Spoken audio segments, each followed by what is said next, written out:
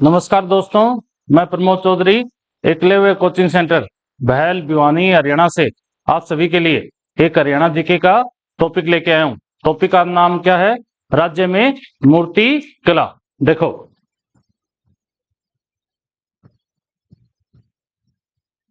राज्य में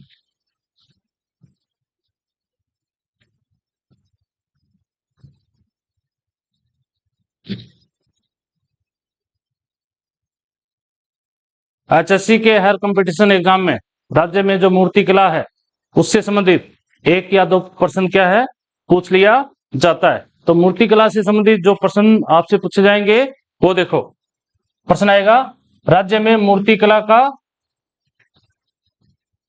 विकास या राज्य में मूर्ति कला का स्पष्ट विकास। राज्य में जो मूर्ति कला है इसका स्पष्ट विकास किस काल में हुआ है? तो आपसे क्या पूछा जाएगा? काल पूछा जाएगा। तो ये काल कौन सा है?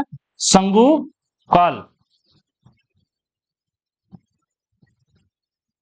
या कुषाण काल।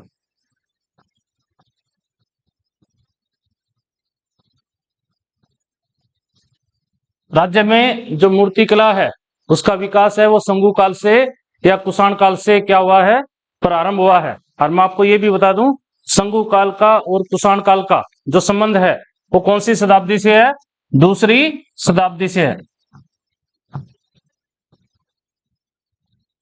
यानी सेकंड शताब्दी से। कुषाण काल का संबंध सेकंड शताब्दी से है, दूसरी शताब्दी से है। और मैं आपको ये भी बताऊं कि राज्य में जो कुषाण काल की जो सबसे ज्यादा मूर्तियां हैं वो राज्य में किस शहर से मिली हैं? आपसे पूछेंगे कि राज्य में संगु काल की या कुषाण काल की जो मूर्तियां हैं सर्वाधिक वो राज्य के किस शहर से मिली हैं? तो ये कौन सा शहर है? रोहतक है। ये भी आपको क्या है ध्यान में रखना है। मैं आपको ये भी बता रहा हूं कि कुषाण कालीन दरवाजों का शहर राज्य के किस शहर को कहा जाता है? रोहतक को कहा जाता है। ये भी एचएससी में पूछा गया है। दोबारा बता रहा हूं, राज्य में कुषाण कालीन दरवाजों का शहर किस शहर को कहा जाता है? रोहतक को कहा जाता है। रोहतक शहर में दरवाजों की कुल संख्या पूछेंगे। रोहतक में कितने दरवाजे हैं? 52 दरवाजों का शहर कौन सा शहर कहलाता है? रोहतक कहलाता है। ये भी आपको ध्यान में रखना है। देखो, 4 दरवाजों का शहर हिसार को कहा जाता है, 5 दरवाजों का शहर झांसी को कहा जाता है, 12 दरवाजों का शहर भिवानी को कहा जाता है और सर्वाधिक 52 दरवाजों का जो शहर है वो राज्य के किस शहर को कहा जाता है? रोहतक को कहा जाता है। और मैं आपको ये भी बता दूं, रोहतक ये जो नाम है ये किसके कारण पड़ा है? रोहतक में प्राचीन समय में रोहिड़ा के वृक्ष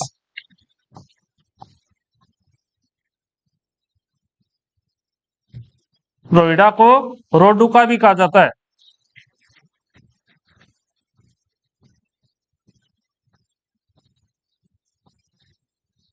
आपसे पूछेंगे कि प्राचीन समय में रोहिड़ा के या रोडुका के वृक्ष सर्वाधिक राज्य के किस शहर में पाए जाते थे?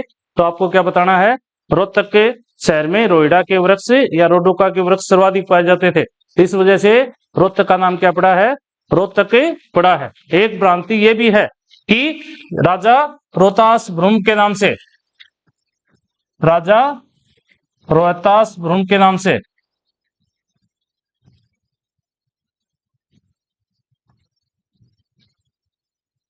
रोहतक का नाम क्या पड़ा है? रोहतक पड़ा है। ये आपको क्या है ध्यान में रखना है।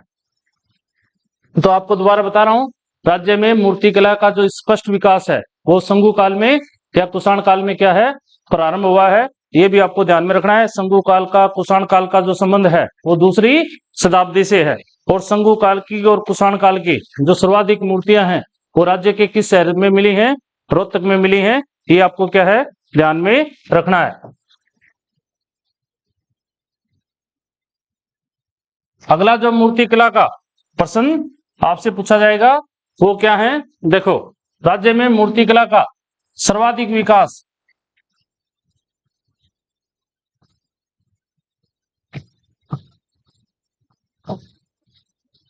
यानी सबसे ज्यादा राज्य में जो मूर्ति कला है उसका जो सर्वाधिक विकास है वो किस काल में हुआ है?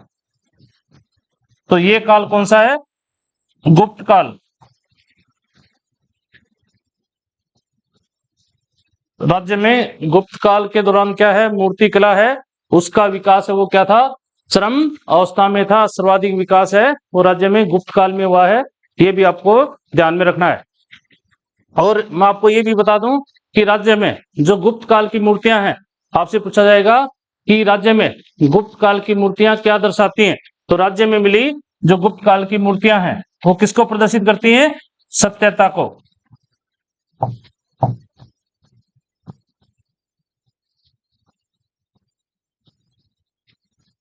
और ये जो गुप्त काल की मूर्तियां हैं ये भी सर्वाधिक कहां से मिली हैं, रोहतक या भिवानी, यानी दो शहरों से क्या है, गुप्त काल की मूर्तियां राज्य में क्या है, सबसे ज्यादा मिली हैं। और जो गुप्त काल में जो मूर्तियां मिली हैं, आपसे पूछा जाएगा गुप्त काल की मूर्तियों के ऊपर किस राजा का चित्र अंकन है, गुप्त काल की जो मूर्तियां हैं वो उनके ऊपर कौन से राजा के चित्र मिले हैं।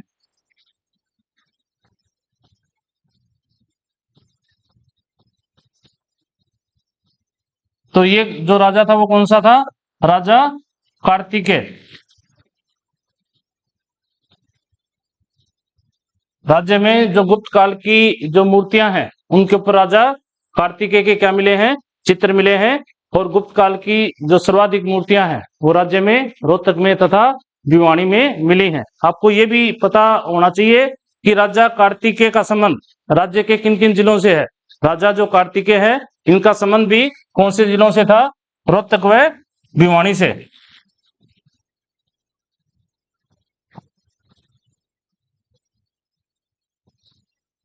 राजा कार्तिकेय की राजधानी पूछा जाएगा कि राज्य के प्रसिद्ध शासक राजा कार्तिकेय की राजधानी राज्य का कौन सा शहर था, तो यह था प्रकृति नाद। गुप्त काल की राजधानी राज्य में किस शहर को कहा जाता है, प्रकृति नाद को कहा जाता है। प्रकृति नाद को वर्तमान में किस नाम से जाना जाता है, नौरंगाबाद के नाम से। वर्तमान में इसका जो नाम है वो क्या है, नौरंगाबाद है। और मैं आपको ये भी बता दूं ये जो नौरंगाबाद है वो राज्य के किस जिले में पड़ता है, भिवानी जिले में पड़ता है। अच्छे से समझो, देखो चीजें बिल्कुल सिंपल सी हैं। दोबारा बता रहा हूं, राज्य में मूर्ति कला का सबसे ज्यादा विकास है वो किस काल में हुआ है, आप क्या बताओगे, गुप्त काल में। और गुप्त काल की मूर्तियां वो सबसे ज्यादा कहाँ मिली हैं, रोहतक में मिली हैं, भिवानी में मिली हैं। और गुप्त काल में जो मूर्तियां मिली हैं उसके ऊपर किस शासक के चित्र मिले हैं, राजा कार्तिकेय के चित्र मिले हैं। और आपसे पूछा जाएगा कि राजा कार्तिकेय का संबंध राज्य के किन किन जिलों से है, रोहतक से है तथा क्या है, भिवानी से है। राजा कार्तिकेय की राजधानी किसे कहा जाता है, प्रकृति नाद को कहा जाता है। प्रकृति नाद का वर्तमान नाम क्या है, नौरंगाबाद है। और जो नौरंगाबाद है वो कहाँ पड़ता है, या राज्य के भिवानी जिले में क्या है, पड़ता है, वो भी आपको ध्यान में रखना है। अगला जो मूर्ति कला से संबंधित आपसे प्रश्न पूछा जा सकता है वो क्या है, ये देखो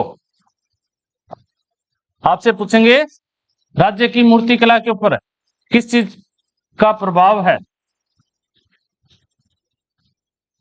राज्य में जो मूर्तियां मिली हैं उनके ऊपर किस चीज का ज्यादा इफेक्ट देखने को मिला है, या किस चीज का वो जो है प्रभाव प्रदर्शित करती हैं। तो राज्य में जो मूर्तियां हैं वो गांधार शैली का या मथुरा शैली का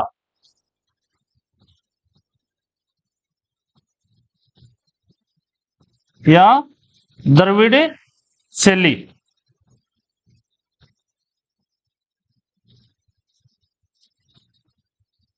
राज्य में जो मूर्तियां मिली हैं उनके ऊपर वो मूर्तियां हैं वो किस शैली में बनी हैं, या उन मूर्तियों के ऊपर कौन सी शैली का सबसे ज्यादा प्रभाव देखने को मिलता है।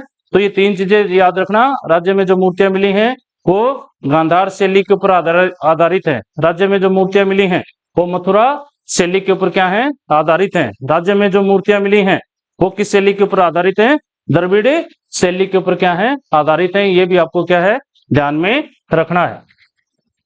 अगला जो मूर्तियों से संबंधित प्रश्न आपसे पूछा जाएगा वो देखो क्या पूछा जाएगा, आपसे पूछेंगे कि राज्य में कौन सी मूर्तियां सर्वाधिक मिली हैं? कौन सी मूर्तियां सर्वाधिक मिली हैं? तो मैं आपको ये बता दूं, राज्य में यक्ष व यक्षिणी की मूर्तियां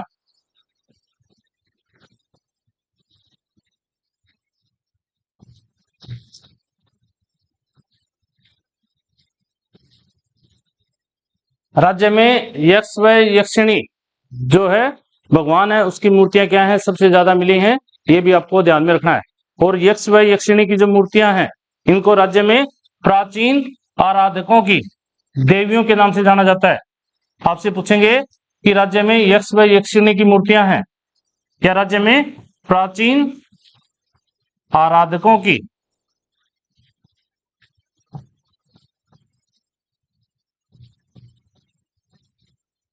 रक्षक देवियां किसे कहा जाता है? तो आप क्या बताओगे?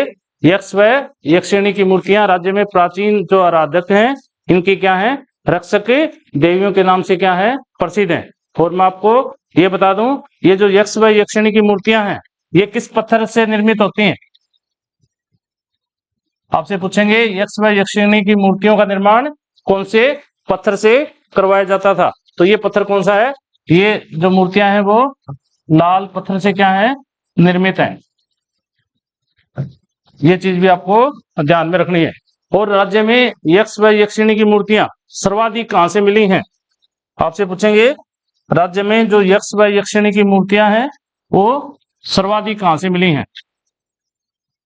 तो राज्य में यक्ष व यक्षिणी की मूर्तियां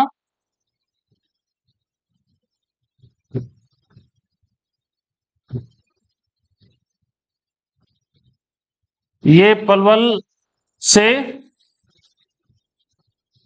बदास, अथीन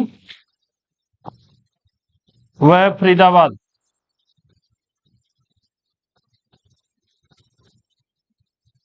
इन इलाकों में राज्य में क्या है? पलवल का जो क्षेत्र है, बदास है, अथीन है और जो फरीदाबाद का जो इलाका है, यहाँ से क्या मिली है? राज्य में सबसे ज्यादा यक्ष व यक्षिणी की क्या है? मूर्तियां मिली हैं। आपसे पूछेंगे कि राज्य में शेर के ऊपर बैठा यक्ष कहां से मिला है? शेर पर बैठा यक्ष राज्य में शेर के ऊपर बैठा हुआ जो यक्ष है वो राज्य में कहां से मिला है? तो ये मिला है रोहतक से। ये भी आपको क्या है? ध्यान में रखना है। और आपसे पूछा जाएगा कि राज्य में यक्ष व यक्षिणी की मूर्तियां सर्वाधिक पलवल, बदास, अथीन व फरीदाबाद में पूछें कि सबसे ज्यादा किस इलाके से मिली हैं? तो ये राज्य में सर्वाधिक कहां से मिली हैं? पलवल से मिली हैं। और मैं आपको ये भी बता दूं, जो पलवल से यक्ष की मूर्ति मिली है, आपसे पूछेंगे कि पलवल में मिली यक्ष की मूर्ति को किस देश के संग्रहालय में सुरक्षित रखा गया है? तो वो संग्रहालय कौन सा है? लखनऊ संग्रहालय है। ये भी आपको ध्यान में रखना है। पलवल से मिली यक्ष की मूर्ति को राज्य के लखनऊ संग्रहालय में संरक्षित करके क्या है? रखा गया है। ये भी आपको ध्यान में रखना है। और मैं आपको ये भी बताऊं कि राज्य में यक्ष व यक्षिणी की मूर्तियां हैं वो सर्वाधिक कहां से मिली हैं? ये तालाबों से, पोखरों से। तालाब का छोटा रूप क्या होता है? पोखरों से व कुओं से। जो प्राचीन जो कुएं हैं राज्य के, यहां से क्या मिली हैं? राज्य में यक्ष व यक्षिणी की मूर्तियां मिली हैं। देखो, यक्ष व यक्षिणी की जो मूर्तियां हैं वो राज्य की मूर्ति कला में क्या रखती हैं? विशेष स्थान रखती हैं। थोड़ा सा अच्छे से दिमाग में डालना चीजों को कि यक्ष व यक्षिणी की मूर्तियों का निर्माण किस पत्थर से होता था?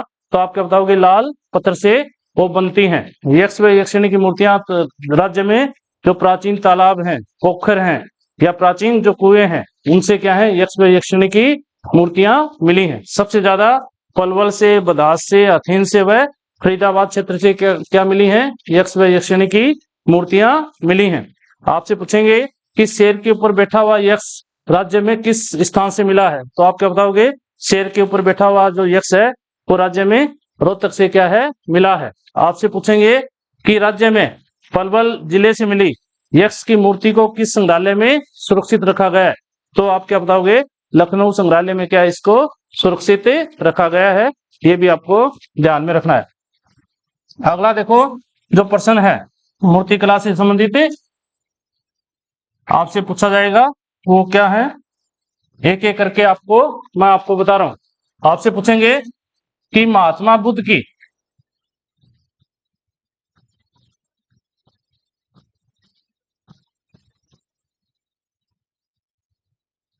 राज्य में महात्मा बुद्ध की जो मूर्तियां हैं, बुद्ध का अर्थ क्या होता है?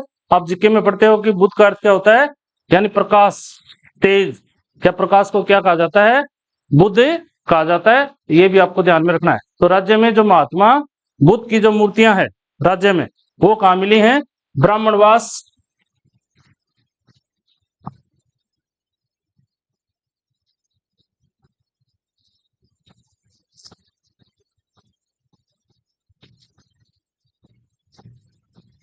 रोहतक व दूसरा औरंगाबाद, भिवानी।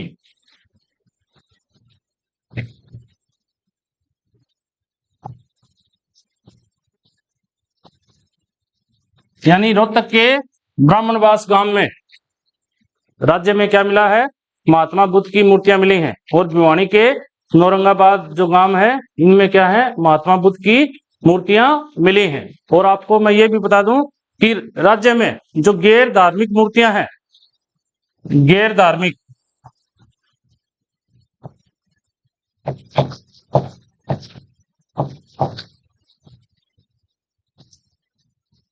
आपसे पूछेंगे कि राज्य में गैर धार्मिक मूर्तियां सर्वाधिक कहां से मिली हैं? तो ये भी कहां से मिली हैं? ब्राह्मणवास रोहतक से तथा औरंगाबाद भिवानी से मिली हैं। गैर धार्मिक मूर्तियों का अर्थ होता है धर्म को छोड़कर जो भी मूर्तियां हैं राज्य में, सबसे ज्यादा राज्य के किन किन इलाकों से मिली हैं? ब्राह्मणवास, रोहतक तथा औरंगाबाद, भिवानी से मिली हैं। जैसे नृत्य करती हुई नर्तकी की मूर्ति, नृत्य करते हुए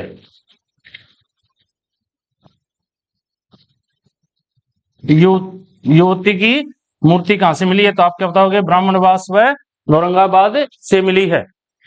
फूल तोड़ते हुए कामिनी की मूर्ति, फूल तोड़ते हुए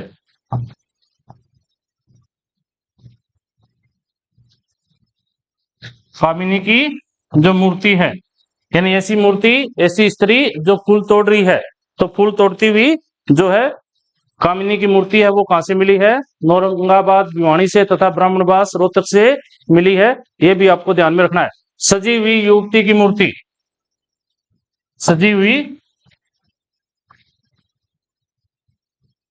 युवती की मूर्ति ये भी कहां से मिली है? ब्राह्मणवास रोहतक तथा औरंगाबाद, भिवानी से मिली है। यानी गैर धार्मिक मूर्तियों की बात आएगी तो आपको सिर्फ दो ही उत्तर बताने हैं। या तो आपको ऑप्शन में क्या मिलेगा? ब्राह्मणवास रोहतक मिलेगा, या औरंगाबाद क्या मिलेगा? भिवानी मिलेगा। ये भी आपको क्या है? ध्यान में रखना है। अगला देखो दूसरा जो प्रश्न मूर्तियों से संबंधित आपसे पूछा जाएगा वो क्या है?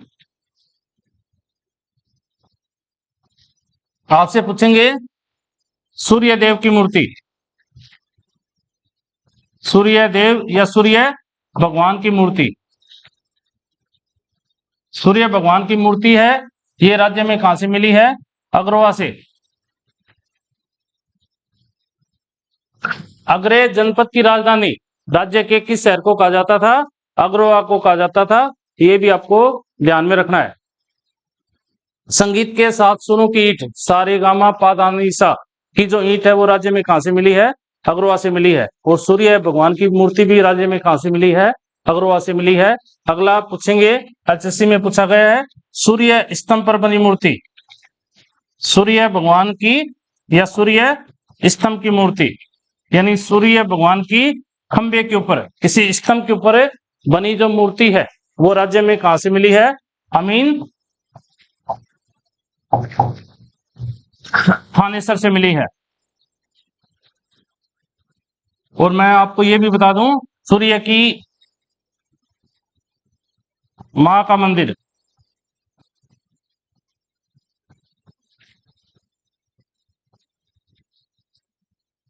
सूर्य भगवान की माँ का जो मंदिर है वो भी कहाँ पर स्थित है? अमीन थानेसर में है। ये दो प्रश्न है, देखो थोड़ा अंतर करके आपको क्या है ध्यान में रखा है। आपसे सीधा पूछेंगे सूर्य भगवान की मूर्ति कहाँ से मिली है, तो आप क्या बताओगे? अग्रवा से। आपसे पूछेंगे कि सूर्य स्तंभ की मूर्ति कहाँ से मिली है, तो वो कहाँ से मिली है? अमीन थानेसर से मिली है। ये आपको ध्यान में रखना है। अगला आपसे पूछेंगे कि विष्णु भगवान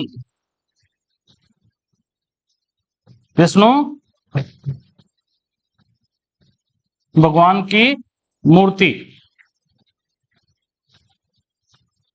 राज्य में, जो विष्णु भगवान है उसकी जो मूर्तियां हैं वो राज्य में कहां से मिली हैं? एक तो मिली है मोहनवाड़ी,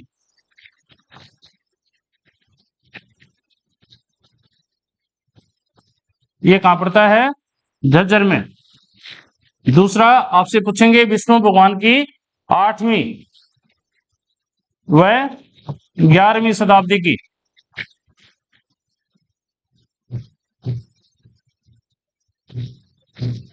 खंडित मूर्तियां,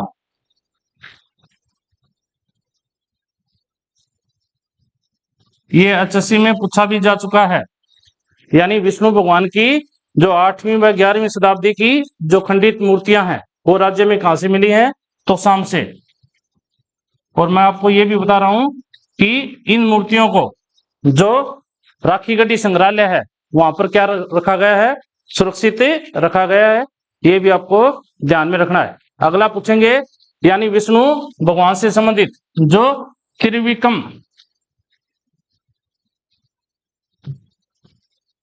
त्रिविक्रम विष्णु की मूर्ति, त्रिविक्रम विष्णु भगवान की मूर्ति राज्य में कहां से मिली है? तो त्रिविक्रम जो विष्णु भगवान की मूर्ति है वो राज्य में कहां से मिली है? शिवन केथर से मिली है। और आपसे पूछेंगे शेष शेषैया पर लेटा हुआ विष्णु भगवान,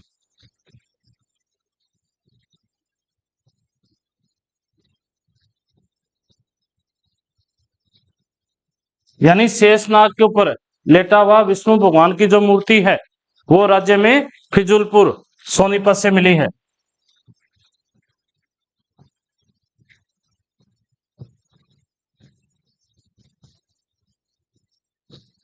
तो विष्णु भगवान की मूर्तियों के 4 प्रश्न आपसे पूछे जा सकते हैं। पहला क्या है? विष्णु भगवान की जो सबसे बड़ी मूर्ति है वो राज्य में कहां से मिली है? मोहनवाड़ी जर्जर से मिली है। त्रिविक्रम विष्णु भगवान की मूर्ति राज्य में शिवन कैथल से मिली है। ये आपको ध्यान में रखना है। और विष्णु भगवान की 8वीं व 11वीं शताब्दी की जो खंडित मूर्तियां हैं वो राज्य में कहां से मिली है? तोशाम की पहाड़ी से मिली हैं। और शेष शेषैया पर लेटा हुआ जो विष्णु भगवान है वो राज्य में कहां से मिला है? फिजूलपुर सोनीपत से मिला है। ये भी आपको ध्यान में रखना है।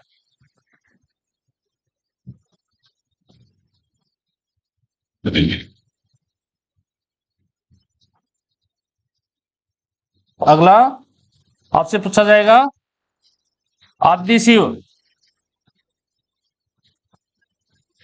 व उसके वाहन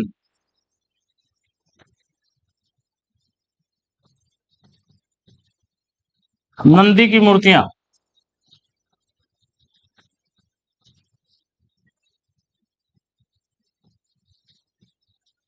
यानी शिव भगवान व उसका जो वाहन है नंदी यानी बेल की जो मूर्ति है वो राज्य में कहां से मिली है? सोनीपत से मिली है। ये भी आपको ध्यान में रखना है। दोबारा बता रहा हूं, शिव भगवान से संबंधित जो प्रश्न पूछा जाएगा वो क्या है? यानी आदि शिव व उसके वाहन जो नंदी की जो मूर्तियां हैं वो राज्य में कहां से मिली हैं? यानी सोनीपत से क्या है वो मूर्तियां हैं वो मिली हैं। ये आपको है ध्यान में रखना है। और एक प्रश्न पूछेंगे, लाल पत्थर से बनी शिव भगवान की मूर्ति, क्या पूछेंगे? लाल पत्थर से निर्मित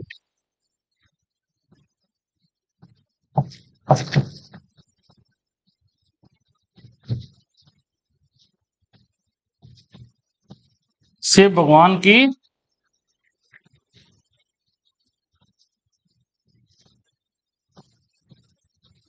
मूर्ति ये हरनौल से मिली है। तो ये शिव भगवान से संबंधित जो मूर्तियों के दो प्रश्न हैं। आदि शिव व उसके वाहन नंदी की मूर्ति सोनीपत से मिली है, और लाल पत्थर से निर्मित जो शिव भगवान की जो प्रतिमा है वो कहां से मिली है?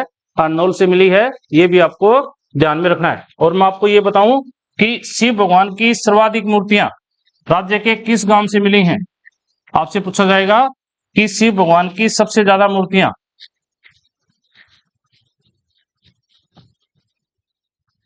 शिव भगवान की सर्वाधिक मूर्तियां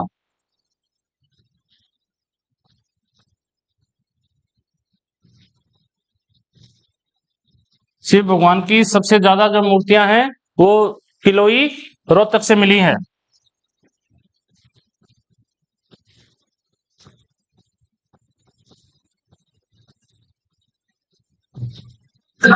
राज्य में मूर्तियों का गांव किसे कहा जाता है? आपसे पूछा जाएगा कि राज्य के किस गांव को मूर्तियों का गांव के नाम से जाना जाता है? तो मूर्तियों का गांव है वो किलोई रोहतक को कहा जाता है, मूर्तियों का गांव। और राज्य के इस गांव से क्या मिली हैं? सर्वाधिक क्या है? मूर्तियां मिली हैं। और मैं आपको ये भी बता रहा हूं कि शिव भगवान की दूसरी सर्वाधिक मूर्तियां, आपसे पूछेंगे शिव भगवान की दूसरी सर्वाधिक मूर्तियां ये बेरी झज्जर से मिली हैं। और राज्य में घोड़ों का सबसे बड़ा जो मेला है वो भी कहां बढ़ता है? बेरी झज्जर में बढ़ता है। ये भी आपको क्या है? ध्यान में रखना है। इसके अलावा मूर्तियों से संबंधित जो आपसे प्रश्न पूछे जाएंगे वो क्या है?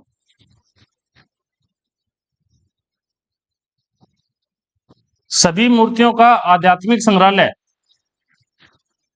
सभी मूर्तियों का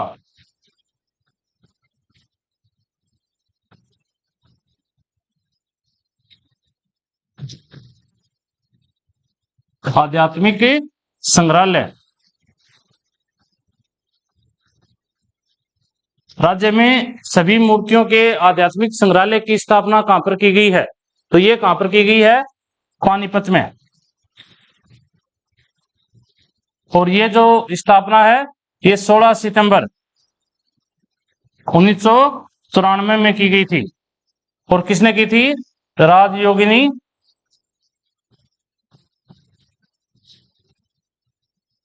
माता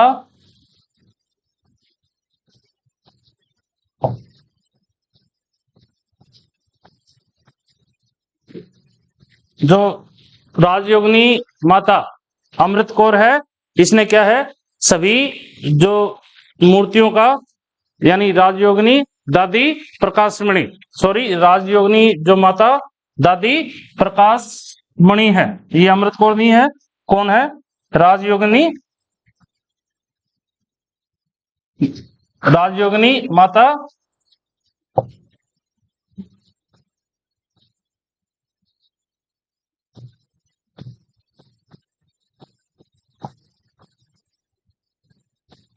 राजयोगिनी जो माता प्रकाश कौर है, इसने क्या है? 16 सितंबर 1994 में जो सभी मूर्तियों का आध्यात्मिक संग्रहालय है इसकी स्थापना पानीपत में की थी 16 सितंबर 1994 को। ये भी आपको क्या है? ध्यान में रखना है। और इस आध्यात्मिक संग्रहालय की क्या खास बात है? यानी इस आध्यात्मिक संग्रहालय में एक बिंदु की ओर, एक निश्चित बिंदु की ओर क्या है? सभी देवताओं की टकटकी लगाए हुए मूर्तियां हैं, वो क्या है? उनकी स्थापना की गई है एक निश्चित बिंदु की ओर। यानी चाहे वो भगवान श्री राम की मूर्ति हो, चाहे वो क्या है? ईसाई धर्म की मूर्ति हो, ये चाहे वो जैन धर्म की मूर्तियां हैं, वो सारी की सारी मूर्तियां क्या है? आप यानी उनको देखोगे तो दूर से ऐसा लगेगा कि वो एक यानी निश्चित बिंदु की ओर टकटकी लगाए हुए क्या है? सभी धर्मों की जो मूर्तियां हैं वो राज्य के आध्यात्मिक संग्रहालय पानीपत में क्या है? राजयोगिनी माता प्रकाश कौर के द्वारा क्या है? इनकी स्थापना की गई थी। ये भी आपको ध्यान में रखना है। अगला मूर्तियों से संबंधित जो करंट के प्रश्न आपसे पूछे जा सकते हैं वो क्या है? देखो, मूर्ति कला से संबंधित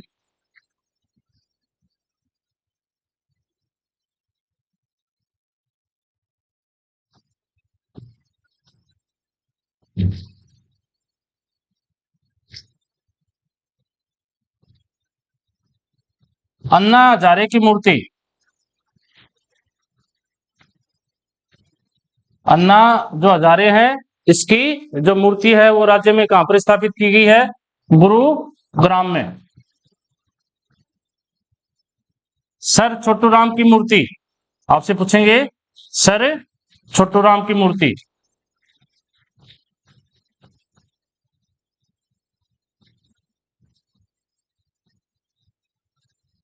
जो सर छोटू राम है, इसकी मूर्ति गड्डी सापला रोहतक में स्थापित की गई है।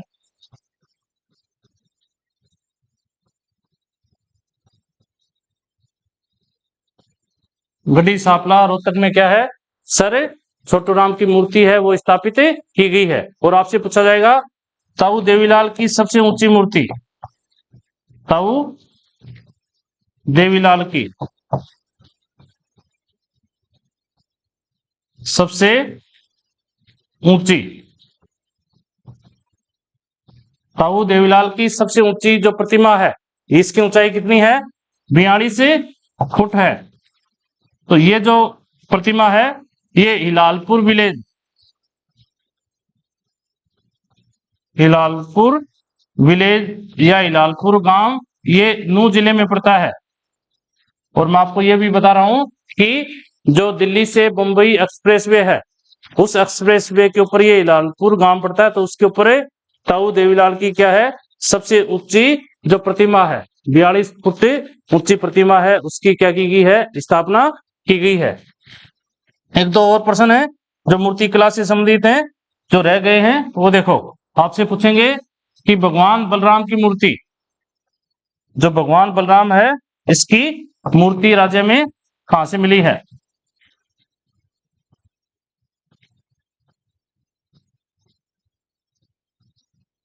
भगवान बलराम का जन्म कहाँ हुआ था? राज्य के बल्लभगढ़ में हुआ है। और भगवान बलराम के नाम से बल्लभगढ़ का वर्तमान नाम क्या कर दिया गया है? बलरामगढ़ कर दिया गया है। इनकी शादी कहाँ हुई थी? रेवाड़ी में हुई है।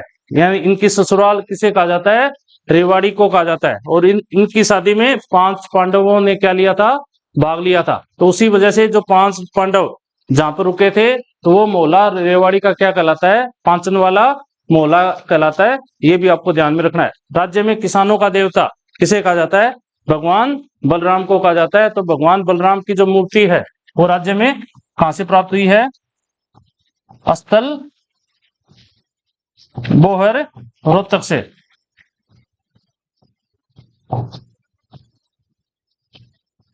राज्य में भगवान बलराम की जो मूर्ति है वो क्या है? प्राप्त हुई है। ये भी आपको ध्यान में रखना है। और आपको मैं ये भी बता दूं कि जैन धर्म की जो मूर्तियां हैं, जैन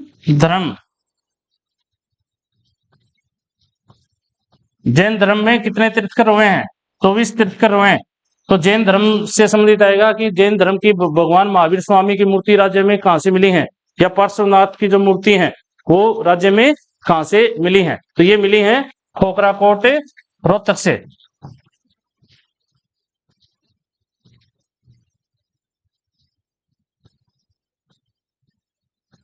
राज्य में जैन धर्म का जो केंद्र बिंदु है वो किसे कहा जाता है? आंसी को कहा जाता है।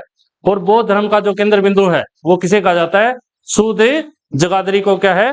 कहा जाता है। तो ये मैंने आपको क्या है? मूर्ति कला का एक टॉपिक करवाया है। ये टॉपिक आपको अच्छा लगा है तो मुझे कमेंट करके क्या है? कमेंट सेक्शन में जरूर बताना। जय हिंद, जय भारत।